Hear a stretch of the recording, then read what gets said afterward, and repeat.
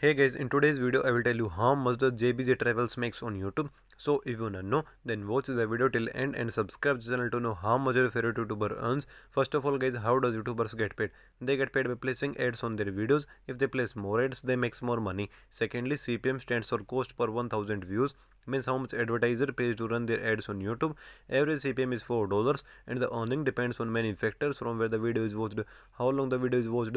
Thirdly, YouTube takes 45% of creator revenue, means 55% creator gets and 45% YouTube takes. So now let's take a look at their channel analytics. It has total of 134,000 subscribers and total 13,552 videos and 144 million total views lifetime on their channel today while filming the video. So now let's take a look at their estimated revenue.